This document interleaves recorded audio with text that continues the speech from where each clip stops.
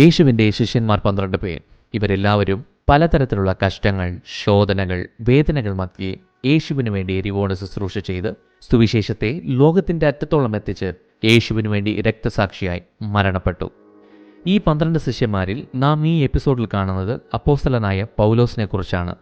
ഇദ്ദേഹം യേശുവിൻ്റെ 12 ശിഷ്യന്മാരുടെ കൂട്ടത്തിൽ ഉൾപ്പെട്ടിട്ടില്ല എങ്കിലും യേശു സന്ദർശിച്ച് മാനസാന്തരപ്പെട്ട് ഈ ലോകത്തിന് ആ വെളിച്ചത്തെ നൽകി, സഭയ്ക്ക് സത്തായ പല സത്യങ്ങളെ നൽകി, ശുശ്രൂഷകർക്ക് പിന്തുടരാൻ കഴിയുന്ന ലേഖനങ്ങളെ നൽകിയ പൗലോസിനെ യേശുവിൻ്റെ ശിഷ്യൻ എന്ന് പറയാമല്ലോ. ലോകത്തെ കീഴ്മേൽ മറിക്കുന്നവൻ എന്ന പേര് ലഭിച്ച ഏക മനുഷ്യനായി താൻ നേടിയ നേട്ടങ്ങളെ ആരും തന്നെ എത്തുകയോ ചെയ്യാൻ കഴിഞ്ഞിട്ടില്ല എന്ന് വേണമെങ്കിൽ പറയാം.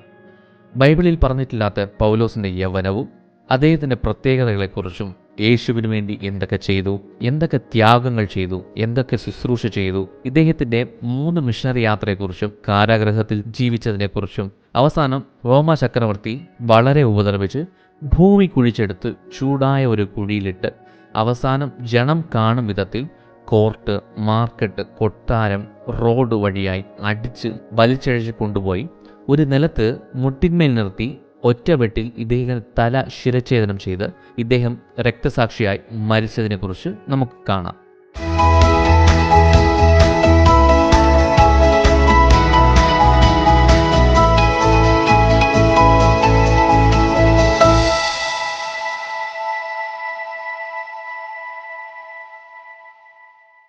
AD 4 റോമ സർക്കാരിൻ്റെ കീഴിലുണ്ടായിരുന്ന സിസിലിയ നാടിൻ്റെ തലസ്ഥാനമായ ദർശു പട്ടണത്തിൽ പാരമ്പര്യമുള്ള യഹൂദ കുടുംബത്തിൽ ഇദ്ദേഹം ജനിച്ചു.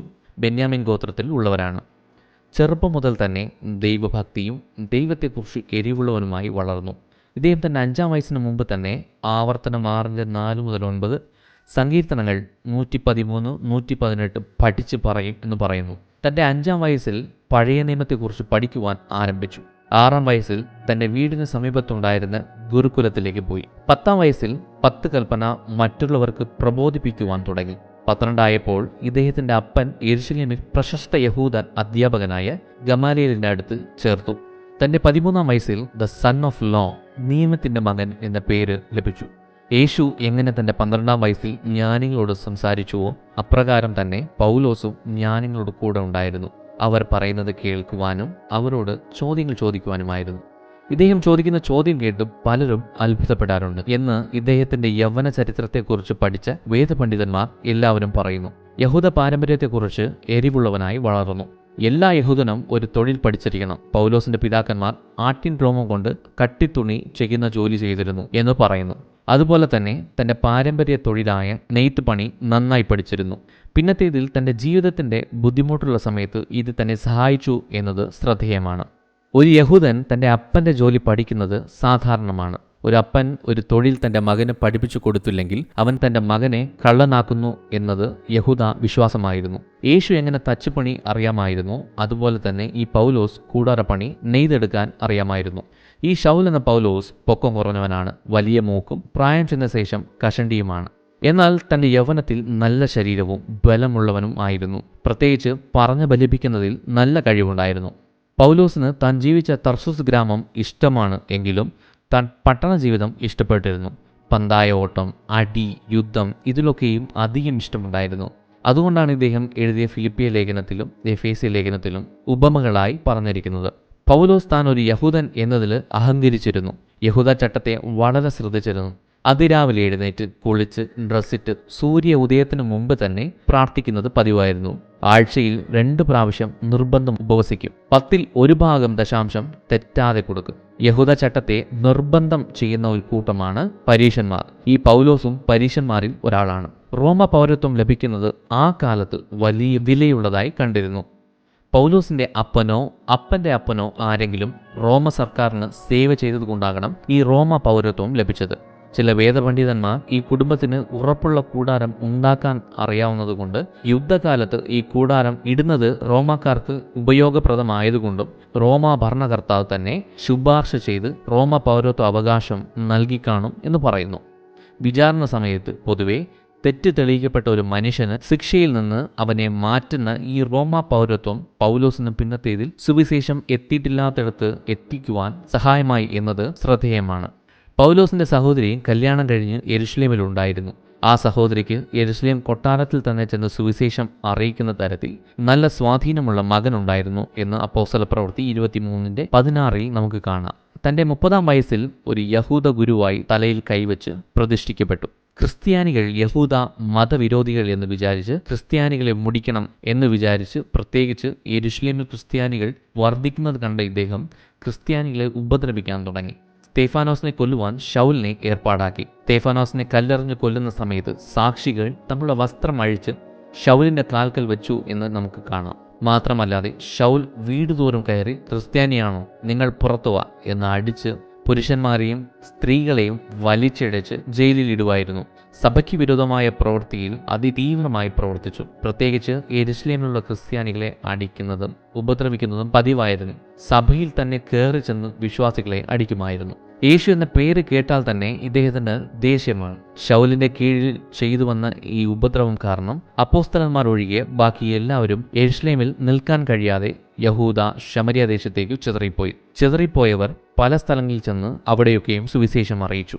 അപ്പോൾ ശൗൽ, ഓഹോ അങ്ങനെയാണോ, യെരുശലേമിൽ നിന്ന് ഓടിച്ചപ്പോൾ ചിതറിപ്പോയി പല സ്ഥലത്തും യേശുവിനെ പറയുന്നു അല്ലേ, ഞാൻ അറസ്റ്റ് വാറന്റ് വാങ്ങി നിങ്ങളെ എല്ലാം അടിച്ചു കൊല്ലും എന്ന് ശപഥം ചെയ്ത് ക്രിസ്ത്യാനികൾക്ക് വിരോധമായി ദമസ്കോസിലേക്ക് പുറപ്പെട്ടു. എന്നാൽ ദമസ്കോസ് പട്ടണത്തിൽ കയറുന്നതിന് മുമ്പ് തന്നെ യേശു പ്രകാശം എന്ന പോലെ തനിക്ക് മുമ്പായി പ്രത്യക്ഷപ്പെട്ടു. സ്വർഗത്തിൽ നിന്നൊരു ശബ്ദം, ശൗലേ ശൗലേ നീ എന്തിനെന്നെ ദുഃഖിപ്പിക്കുന്നു എന്ന് ശബ്ദം കേട്ടു. ഞെട്ടിപ്പോയ ശൗൽ, കർത്താവേ നീ ആർ എന്ന് ചോദിച്ചു. അതിന് നീ ദുഃഖിപ്പിക്കുന്ന യേശു എന്ന് സംസാരിച്ചു. ശൗലിനെ തന്റെ വാക്കുകൊണ്ടും ദർശനം കൊണ്ടും യേശു മാനസാന്തരത്തിലേക്ക് നടത്തി. ക്രിസ്ത്യാനികളെ കൊല്ലും എന്ന എരിവോടായിരുന്ന ശൗലിനെ ക്രിസ്തുവിനു വേണ്ടി ജീവനെ കൊടുക്കാൻ പോലും ധൈര്യമുള്ളവനായി യേശു മാറ്റി. പെട്ടെന്ന് കാഴ്ച നഷ്ടപ്പെട്ട പൗലോസ് 3 ദിവസം കഴിക്കാതെയും കുടിക്കാതെയും യേശുവിനെക്കുറിച്ച് ധ്യാനിച്ചു കൊണ്ടിരുന്നു. അനന്യാസ് എന്ന ദൈവമനുഷ്യൻ മുഖാന്തരം പൗലോസിന്റെ കാഴ്ചയെ തിരിച്ചു കൊണ്ടുവന്നു.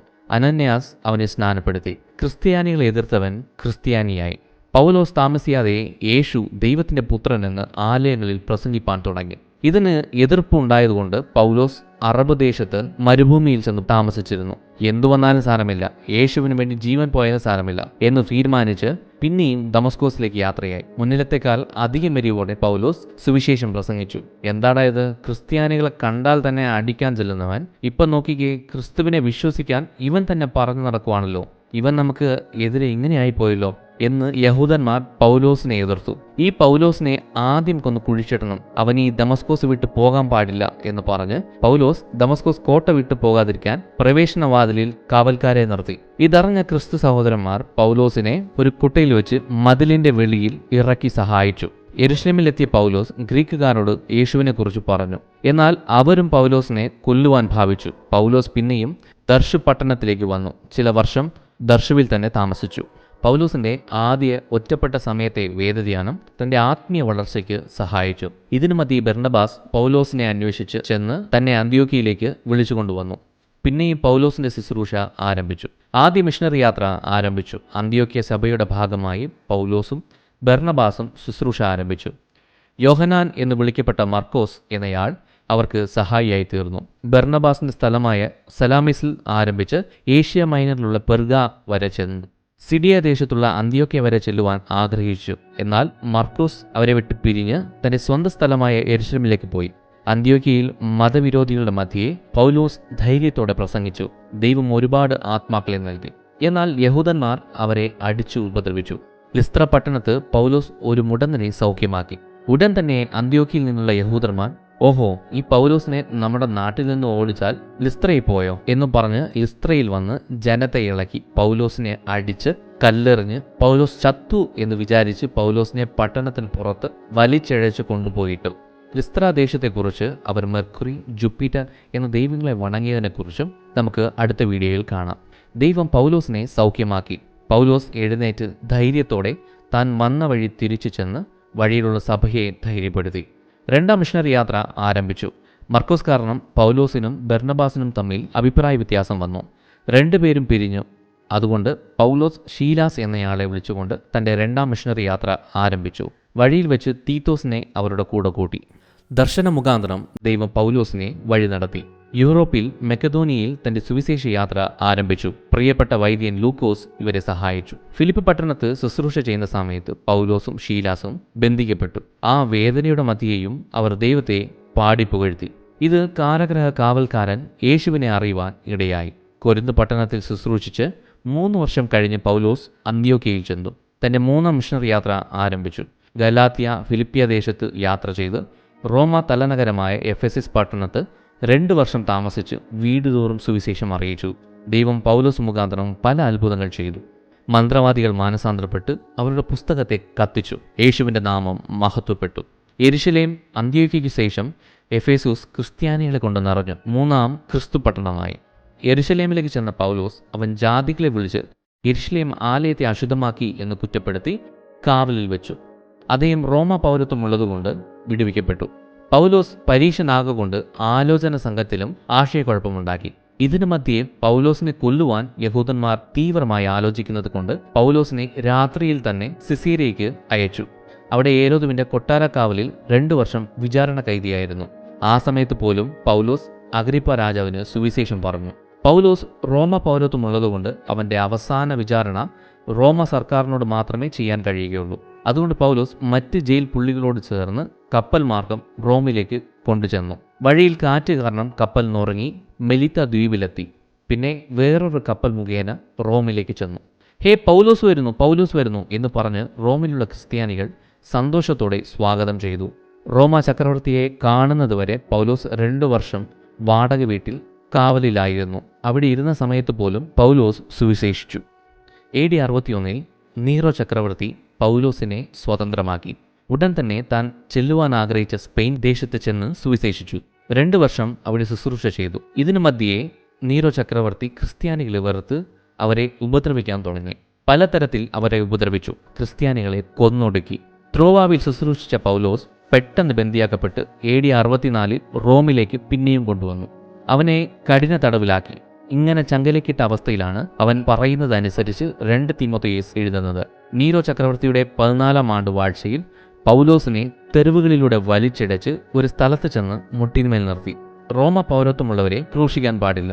അതുകൊണ്ട് കൽപ്പന പ്രകാരം വാളെടുത്ത് പൗലോസിന്റെ തല വെട്ടി. പൗലോസ് യേശുവിനു വേണ്ടി രക്തസാക്ഷിയായി AD 65 വർഷം സെപ്റ്റംബർ 23 തീയതി മരിച്ചു. ലുസിയ എന്ന സ്ത്രീ ചെന്ന് രാത്രിയിൽ തന്നെ പൗലോസിന്റെ ശരീരം എടുത്ത് തന്റെ തോട്ടത്തിൽ അടക്കം ചെയ്തു. ശേഷം കോൺസ്റ്റന്റൈൻ ചക്രവർത്തി അപ്പോസ്തലനായ പൗലോസിന്റെ ശരീരത്തെ എടുത്ത് കല്ലുകൊണ്ടുണ്ടാക്കിയ ഒരു പെട്ടിയിൽ വെച്ച് അവിടെ ഒരു ആലയം പണിതു. ഈ ആലയം ചില കാലത്തിന് ശേഷം നശിപ്പിക്കപ്പെട്ടതുകൊണ്ട് വേറൊരു ആലയം അവിടെ പണിതു.